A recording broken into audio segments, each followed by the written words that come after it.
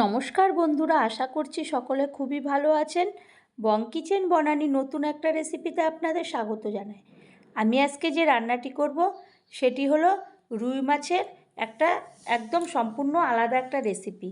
তো তার জন্য আমি প্রথমে যা যা উপকরণ নিয়েছি আপনাদের দেখাচ্ছি এবং একে একে আমি রান্নার সময় সব দেখাবো। এরপরে আমি সরাসরি একটা কড়াই বসিয়ে দেব, কড়াইতে তেল গরম করতে দেব। এদিকে আমি মাছটাকে আগে থেকে ভালো করে ধুয়ে নুন আর হলুদ মাখিয়ে রেখেছিলাম। এখন আমি একটু লঙ্কার গুঁড়ো আর একটু সর্ষের তেল ওটার মধ্যে মাখিয়ে ভালো করে গায়ে পুরো সর্ষের তেলগুলো আর লঙ্কার গুঁড়োগুলো মাখিয়ে নেব। এটা হলো কাশ্মীরি লঙ্কার গুঁড়ো, যাতে একটু লালচে লালচে মতন হয়। তো তারপরে তেলটা গরম হয়ে গেছে, খুবই পরিমাণে গরম হয়ে গেছিলো। এরপরে আমি ওর মধ্যে একটু লবণ দিয়ে দিলাম, যাতে মাছটা তলায় না ধরে। আপনারা সকলেই জানেন যে আমি এইভাবে মাছটাকে ভাজি। তারপরে মাছগুলোকে একে একে আমি ছেড়ে দেব। তো বন্ধুরা, আমি এই রান্নাটা কিভাবে করব প্রথম থেকে শেষ অবধি আপনারা না দেখলে আপনারা বুঝতে পারবেন না। আর আমার চ্যানেলটি যদি এখনও আপনারা সাবস্ক্রাইব না করেন তো প্লিজ সাবস্ক্রাইব করবেন, লাইক শেয়ার কমেন্ট করবেন, পাশে থাকা বেল বাটনটি টিপবেন। তাহলে যে কোনো রেসিপি আপনাদের কাছে আমি ছাড়ার সঙ্গে সঙ্গে পৌঁছে যাবে। এরপরে মাছটাকে আমি উল্টে পাল্টে এপিট উপিট দুপিট লালচে লালচে করে ভালো করে আমি ভেজে একটা বাটির মধ্যে তুলে নিচ্ছি। তুলে আমি আবারও বাদবাকি যে মাছগুলো ছিল সেইগুলোকে আমি আবারও তেলের মধ্যে ছাড়বো এবং এপিট উপিট করে ভালো করে ভেজে নেব, উল্টে পাল্টে ভেজে নেব। এইভাবে সমস্ত মাছটাকে আমি ভেজে নেব। তো বন্ধুরা, আমি এই রান্নাটা যেভাবে করলাম আপনারা বাড়িতে এইভাবে একবার হলেও বাড়ির সকলকে করে খাওয়াবেন। আশা করছি তারা খেয়ে আপনাকে খুবই আপনার প্রশংসা করবে। এরপরে আমি ওই মাছগুলোকেও তুলে নিলাম। তো মাছটা ভাজা হয়ে গেছে আমার। এরপরে আমি কড়াইতে আবারও একটুখানি তেল দিয়ে দেব।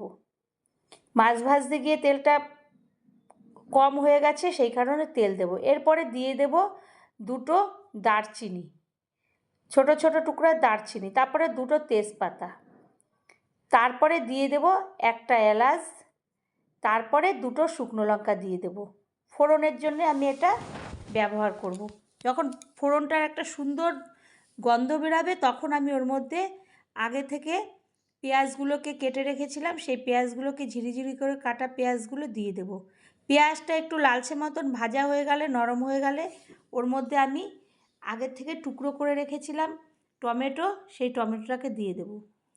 এরপরে এই মশলার সঙ্গে পেঁয়াজ আর টমেটোটাকে ভালো করে আগে ভেজে নেব। এরপরে আমি কিছু গুঁড়ো মশলা ওর সঙ্গে অ্যাড করলাম। দিলাম আমি কাশ্মীরি লঙ্কার গুঁড়ো আর হলুদের গুঁড়ো, ধনের গুঁড়ো, জিরের গুঁড়ো, লবণ। এগুলো দিয়ে মশলাটাকে আমি কষাতে থাকবো। এইদিকে একটা মিক্সিং জারে আমি আদা নিলাম, রসুন নেব, কাঁচা লঙ্কা নেব, পেঁয়াজ নেব, এইগুলো নিলাম। আর নেব আমি পোস্ত নেব, কাজু, কিশমিশ আর চালমগজ, সমস্তগুলো আমি একসঙ্গে পেস্ট করব। আলাদা আলাদা করে করলেও করা যায়, কিন্তু আমি সমস্তটা একই জায়গায় যখন দেব একইভাবে আমি দিয়ে একটু ওর মধ্যে জল দিয়ে পেস্টটা তৈরি করলাম। আর আমি ওই যে মশলাটা কষাতে দিয়েছিলাম, মশলাটার থেকে তেল যখন ছাড়বে তখন আমি এই পেস্টটাকে দিয়ে দেব। কাজু, কিশমিশ, চালমগজ, পোস্ত, পেঁয়াজ, রসুন, আদা, কাঁচা লঙ্কার এই পেস্টটাকে আমি এই মশলার মধ্যে দিয়ে দিলাম। দিয়ে আমি এবার ভালো করে কষাতে থাকবো। কষাতে কষাতে যখন ওটার গা থেকে তেল ছাড়বে, মশলাটা কষানো হয়ে যাবে, আমি বুঝবো, তখন ওই মিক্সিং জার ধোয়ার একটু জল আমি ওর মধ্যে দিয়ে দেব। দিয়ে আবারও ওটা কষাবো। ওটা একটা থকথকে গ্রেভি তৈরি হবে, কারণ এত কিছু চালমগজ আছে, পোস্ত আছে, কাজু, কিশমিশ, এগুলোর জন্যে। এরপরে আমি দিয়ে দেব কাঁচা লঙ্কা কয়েকটা হাফ হাফ করে কেটে, আর দিয়ে দেব টক দই। দিয়ে সমস্ত উপকরণগুলোকে আমি ভালো করে মেশাতে থাকবো। আর আমি সামান্য একটু ওর মধ্যে চিনি মিক্সড করেছি, সেটা আমি দেখানো হয়নি। ওটা চিনিটা না দিলে টক ঝাল মিষ্টির ব্যালেন্সটা ঠিক থাকবে না। সেই কারণে এরপরে আমি ভালো করে খুন্তি দিয়ে নেড়ে দেবো। আর তারপরে যখন ভালো করে ওই গ্রেভিটা ফুটে যাবে, ফুটতে থাকে, তখন আমি ওটার মধ্যে মাছগুলোকে ছেড়ে দেব।